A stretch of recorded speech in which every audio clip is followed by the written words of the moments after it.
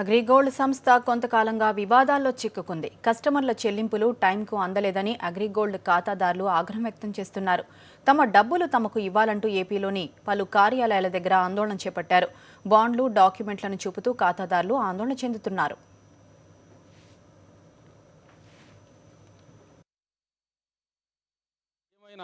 Customers, agents మరియు ఉద్యోగులందరికీ కూడా నా యొక్క నమస్కారములు.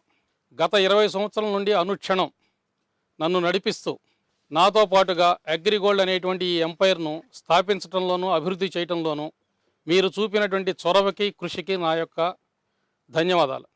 గత సంవత్సరం నుండి మన యొక్క వ్యాపార కార్యకలాపాల్లో కొన్ని అవాంతర సమస్యల వలన మనం కొన్ని అనూహ్యమైనటువంటి ఒత్తిడులకు లోనయ్యాం. అదేవిధంగా ఇవన్నీ కూడా సాధారణంగా ఏ వ్యాపారంలో అయినా వచ్చేటువంటి సమస్యలు కావు.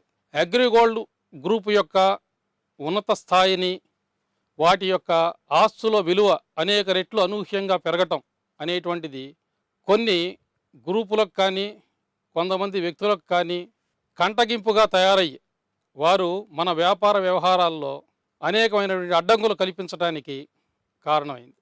ఈ ఓర్వలేనితనం, ఈ అవాంతరాలు మనల్ని దెబ్బతీయడానికి చేసినటువంటి ప్రయత్నాలు అనేక విధాలుగా ఉన్నాయి. ఇవన్నీ కూడా మనల్ని దెబ్బతీయడంలో ఒక భాగం అని చెప్పేసి మీ అందరికీ నేను తెలియజేసుకుంటున్నాను.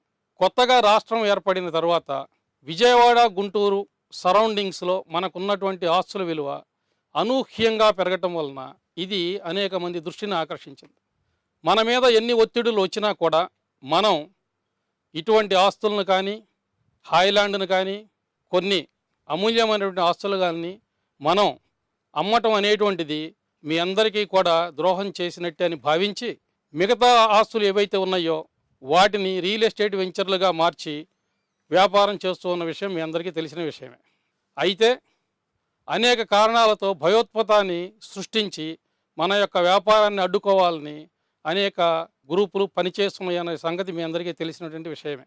నేను కోరేది ఏమిటి అనంటే, ఈ భయోత్పాతాలకి గురి అయినటువంటి అనేక మంది వారు బుక్ చేసుకున్నటువంటి ప్లాట్లు రిజిస్టర్లు చేసుకోకుండా కట్టాల్సినటువంటి ఇన్స్టాల్మెంట్లు ఆపుకొని అవన్నీ క్యాన్సిల్ చేసుకొని వెనక్కి అడగటం వలన కొంత మనం ఒత్తిడికి గురయ్యాం. ఇది సాధారణంగా మార్కెట్లో ఉండేటువంటి విషయమే. అయితే వీటిని అధిగమించడానికి నేను, నా యొక్క తోటి డైరెక్టర్లు చేసినటువంటి ప్రయత్నాలన్నీ కూడా మీకు తెలుసు. సాధారణ పరిస్థితులు వస్తాయని మీ అందరికీ కూడా నేను అనేక మార్లు చెప్పాను. ఇదే విధంగా డిసెంబర్ 28వ తారీఖున కూడా మీకు నేను తెలియజేయడం జరిగింది. కానీ అనుకోని విధంగా జనవరి 4 నుండి పోలీసు వారు ఆకస్మికంగా మన ఆఫీసులో తనిఖీలు చేయడం జరిగినది. మనం పోలీసు వారికి పూర్తిగా సహకరించడంతో పాటు వారు అడిగినటువంటి అన్ని వివరాలు కూడా వారికి ఇవ్వడం జరిగింది. దీని గురించి గందరగోళంలో పడటం కానీ, ఆందోళన చెందటం కానీ అవసరం లేదు.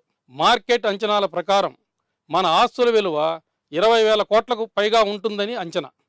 అవసరం అయితే ఈ ఆస్తులకు తగిన రేటుకు అమ్మి మన కస్టమర్స్కి ఇవ్వాల్సినటువంటి ప్రతి రూపాయి మేము చెల్లిస్తామని చెప్పేసి హామీ ఇస్తున్నాం. అపోహలకు, భయభ్రాంతులకు గురి కావద్దని మిమ్మల్ని కోరుకుంటున్నాను.